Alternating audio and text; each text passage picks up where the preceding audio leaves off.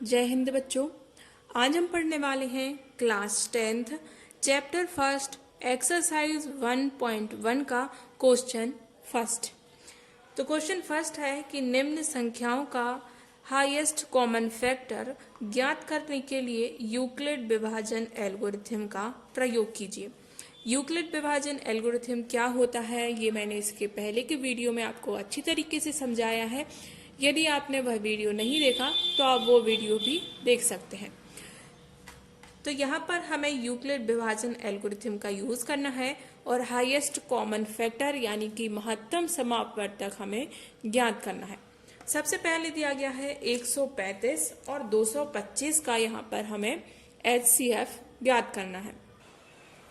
तो यहाँ पर सबसे पहले हम क्या करेंगे, बड़े पूर्णांक से प्रारंभ करेंगे, अर्थात क्या करेंगे 225 का जो विभाजन एल्गोरिथम का प्रयोग करेंगे। ठीक है, तो यहाँ पर हम इस प्रकार लिख सकते हैं कि बड़े पूर्णांक से प्रारंभ करते हुए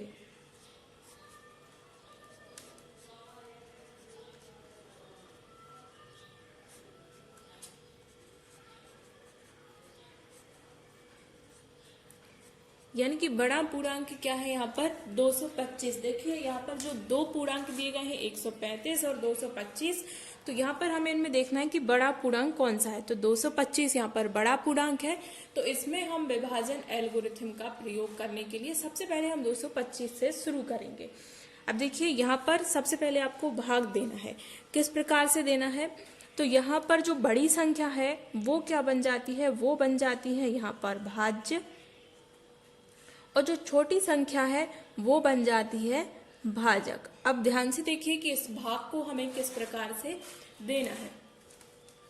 135 का भाग हमें देना है 225 में।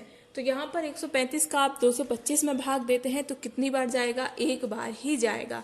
एक बार जाएगा तो कितना बचेगा, कितना आ जाएगा 135। जब हम इसको माइनस करेंगे तो ये 0 और ये 9, यानी कि हमें कितना मिल गया 90 यहाँ पर शेषफल मिल गया। अब देखिए अब इस भाग को हमें और आगे बढ़ाना है। किस प्रकार से, 90 जब शेषफल मिल गया तो अब ये शेषफल क्या बन जाएगा, ये शेषफल बन जाएगा यहाँ पर भाजक, और भाज्य क्या बन जाएगा, जो अभी जिससे हम भाग दे रहे थे वो अब कहाँ पहुंच जाएगा, अंदर पहुंच जाएगा, यानी कि वह बन जाएगा भाज्य, और जो शेषफल मिला वो बन जाएगा भाजक। अब हमें 90 का भाग देना है 135 में, तो 90 का जब आप 135 में भाग देंगे तो कितनी बार जाएगा, एक बार ही जाएगा। 90 एकम 90, तो यहाँ पर हमें कितना मिल गया 45। शेषफल कितना आ गया 45। वही फिर से होगा 45, अब क्या बन गया, शेषफल से उलट के अब क्या बन गया, ये बन गया भाजक, और जो हमारा पहले भाजक था वो क्या बन गया, वो बन गया भाज्य, यानी कि 90 अब अंदर पहुंच जाएगा। अब 90 में हम भाग देंगे 45 का तो कितनी बार जाएगा, 2 बार जाएगा। तो 90 दूनी 45, तो क्या हो गया यहाँ पर शेषफल हमें क्या मिल गया, 0 मिल गया। अब बस इसको हमें विभाजन एल्गोरिथम के रूप में जमाना है। देखिए यूक्लिड विभाजन के रूप में। तो यहाँ पर मैंने आपको प्रमेय बताया था यूक्लिड विभाजन का कि प्रमेय क्या होता है।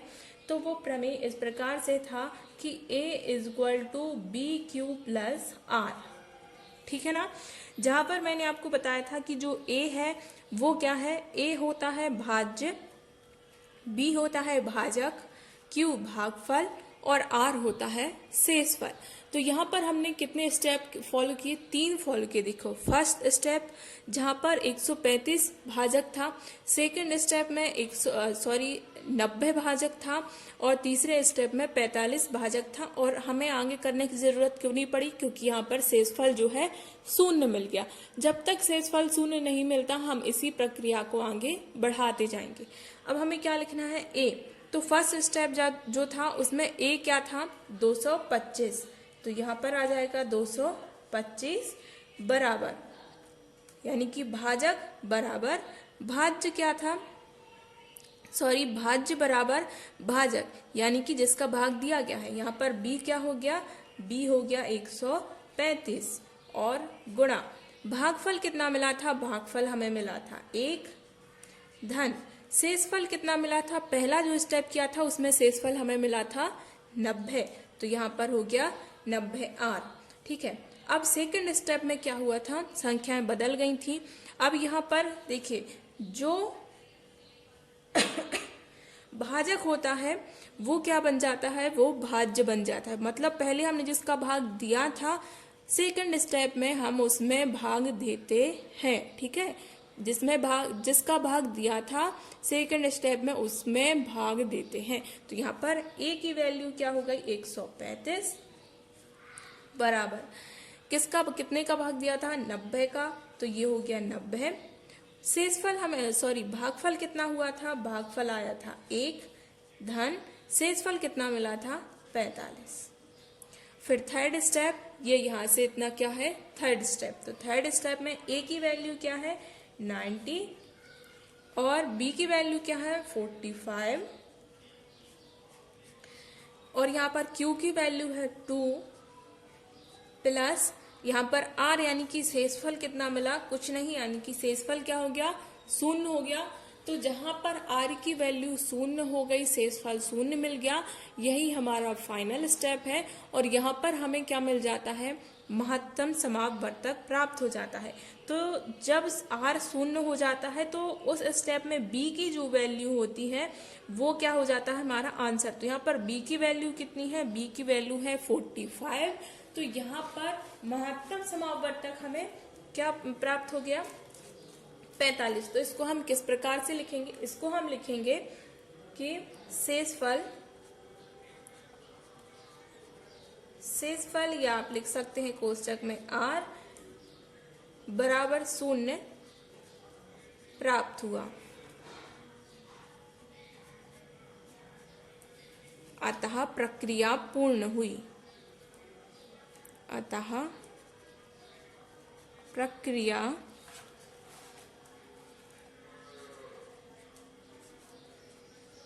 पूर्ण हुई।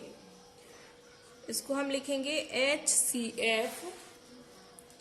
HCF किन दो संख्याओं का निकाला है, तो 135 और 225 का यहाँ पर HCF निकाला और HCF हमें कितना मिला है, 45। तो ये यहाँ पर क्या हो गया, हमारा आंसर यहाँ पर 45 हमें मिल गया। महत्तम समापवर्तक हाईएस्ट कॉमन फैक्टर क्या मिल गया, 45। आप एक बार फिर से सवाल को देख सकते हैं। और अगर आपके लिए कोई भी कंफ्यूजन है, कोई स्टेप समझ में नहीं आया है, तो आप हमें कमेंट करके ज़रूर पूछिएगा।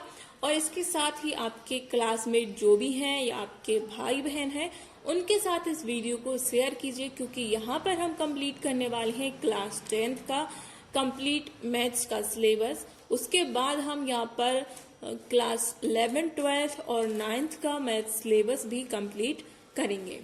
तो फ्रेंड्स, आपको ये समझ में आ गया होगा। चलिए बढ़ते हैं अगले प्रश्न की तरफ। तो यहाँ पर अगला जो है फर्स्ट में सेकंड, ठीक है, फर्स्ट क्वेश्चन में जो सेकंड क्वेश्चन दिया गया है उसमें दो संख्या दी गई है, जिसमें 196 और 38,220 का हाईएस्ट कॉमन फैक्टर या महत्तम समापवर्तक या HCF हमें ज्ञात करना है।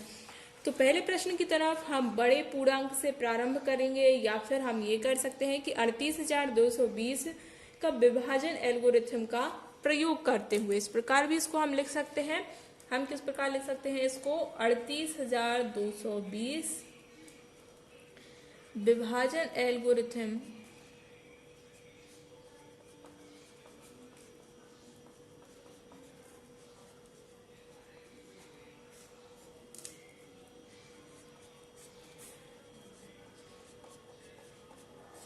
का प्रयोग करते हुए।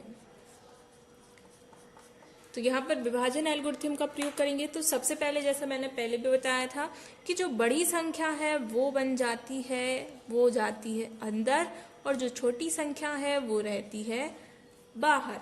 तो अब यहाँ पर हम भाग देंगे, 196 का भाग देंगे 38,220 में। तो सबसे पहले जाएगा कितनी बार, एक बार जाएगा, तो यहाँ पर आ जाएगा 196 माइनस हम यहाँ पर कर देंगे तो ये बचेगा 186 यहाँ पर बचेगा। अब भाग नहीं जाएगा तो ये अगला नंबर हमने उतार लिया, यहाँ पर 2 आ जाएगा। अब कितनी बार जाएगा, अब जाएगा 9 बार, 9 बार जाएगा तो ये आ जाएगा 1764 यहाँ पर आ जाएगा। अब इसको हम माइनस करेंगे तो ये हमें मिलेगा 98 मिलेगा।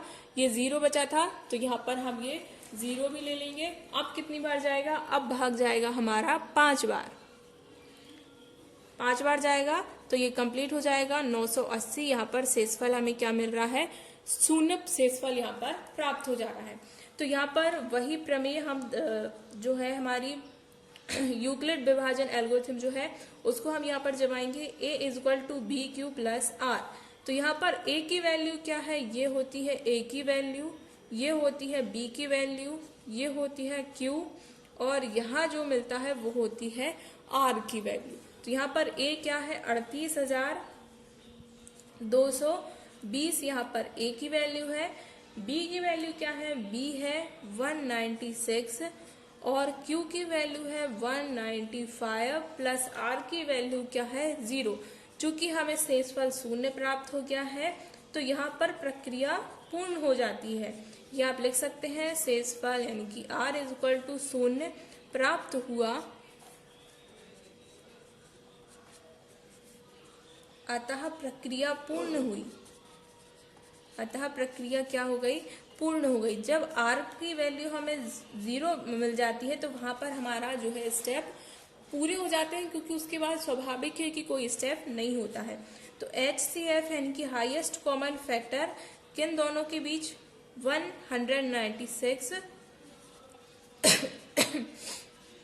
हमें HCF क्या मिल गया है, HCF देखिए यहाँ पर जो B की वैल्यू होती है वही होता है HCF। तो यहाँ पर B की वैल्यू क्या है 196, तो यहाँ पर 196 या 196 क्या मिल गया है, आंसर मिल गया है। यानी कि हाईएस्ट कॉमन फैक्टर जो है वो क्या है 196, यहाँ पर हाईएस्ट कॉमन फैक्टर है। फ्रेंड्स, इस वीडियो को अपने दोस्तों के साथ शेयर जरूर कीजिए। इसके साथ इसका जो थर्ड क्वेश्चन है उसको सॉल्व जरूर कीजिए इस मेथड से, और हमें कमेंट करके उसका आंसर जरूर बताइए।